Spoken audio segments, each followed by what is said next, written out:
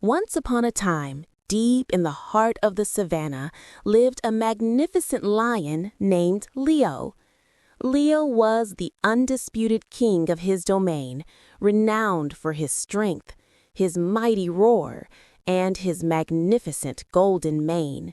However, Leo had one flaw that overshadowed his kingly virtues. He was terribly selfish.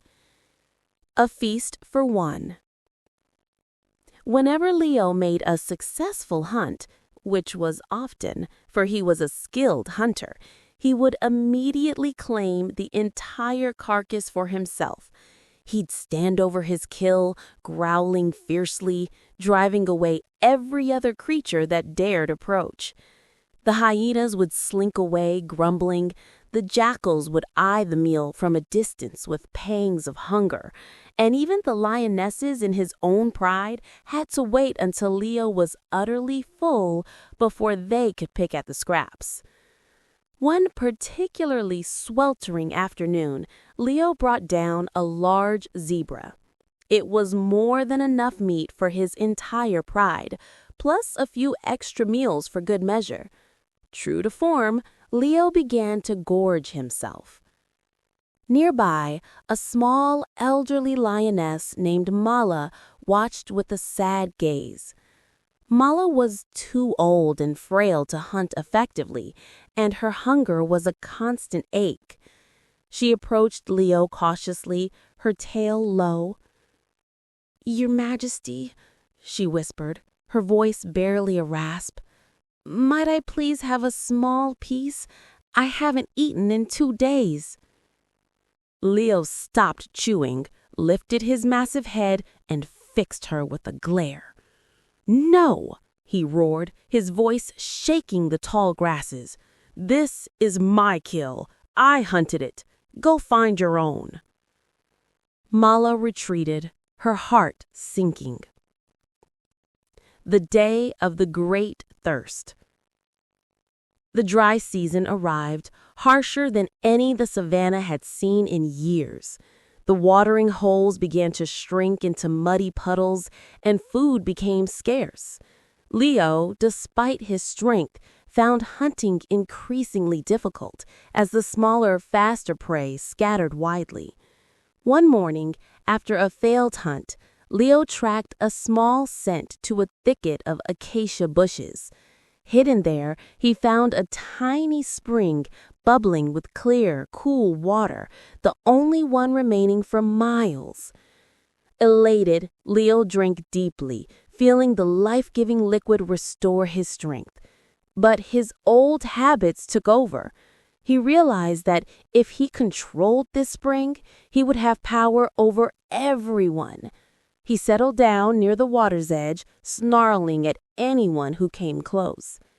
"This water is mine," he declared, just as he had with his food. "Stay away."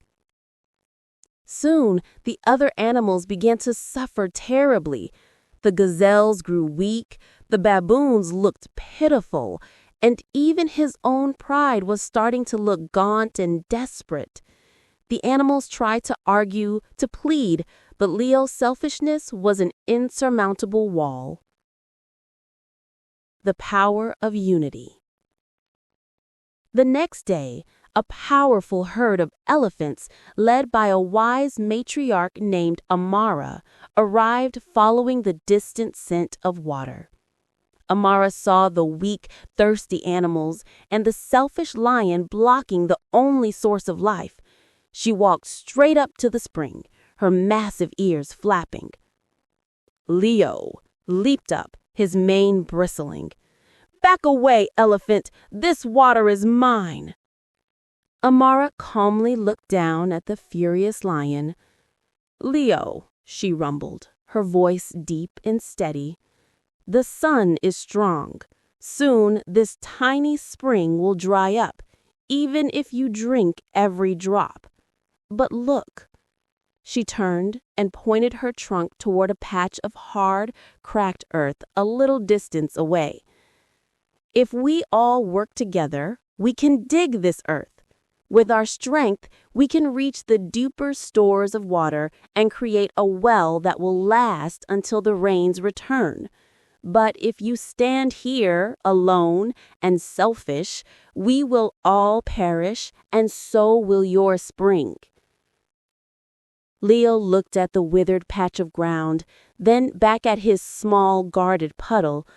He looked at the pleading eyes of his pride, at the thirsty jackals, and even Mala, who was barely standing.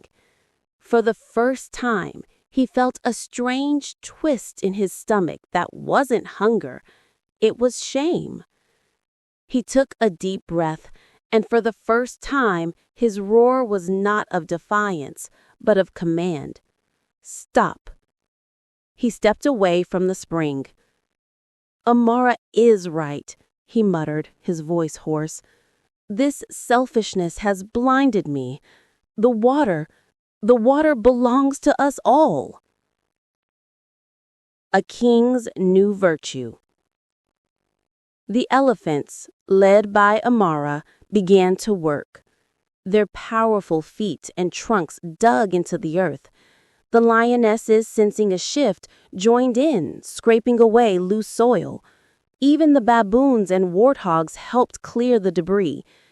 After hours of concerted effort, a new, deeper well was opened. A torrent of cool, clean water bubbled forth, enough for everyone. The sound of all the animals drinking together was a joyful, harmonious sound. From that day forward, Leo was a different king. He still hunted, but now his first act upon a kill was to invite the rest of his pride and even the other scavengers to share in the feast.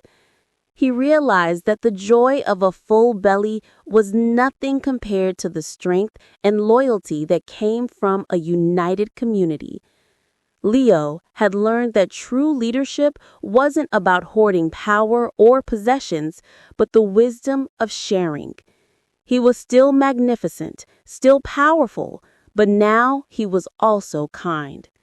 The savannah flourished under the king who learned to share.